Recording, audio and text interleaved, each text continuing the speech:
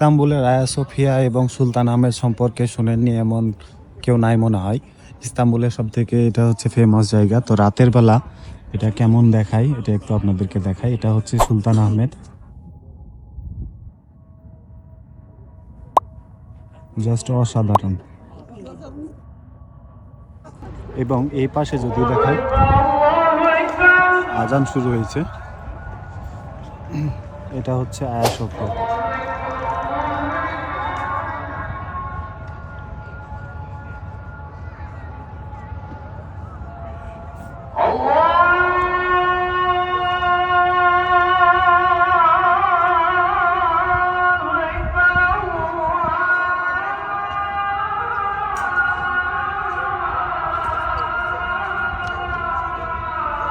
এবং ইস্তাম্বুলের আয়া সোফিয়ার আশেপাশে এরকম অনেক দোকান দেখবেন, যেগুলো ছোট ছোট দোকান, এগুলো ভুট্টা পুরা বিক্রি করে।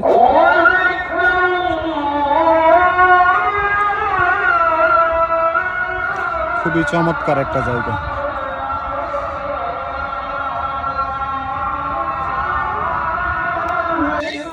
এখন আজান হচ্ছে, ঈশান নামাজটা এখানে শেষ করব মনে করছি। তারপরে আমি আবার মেট্রো করে ইউরোপ সাইড থেকে এশিয়া সাইডের দিকে রওনা দিব মারমারায় ট্রেনে করে।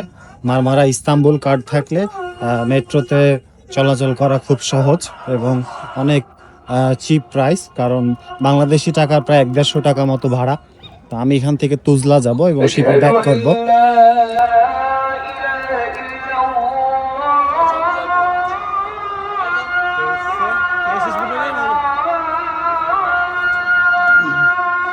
আমি ঈশান নামাজটা এখানে আদায় করে ইনশাআল্লাহ শিপের দিকে রওনা দিব।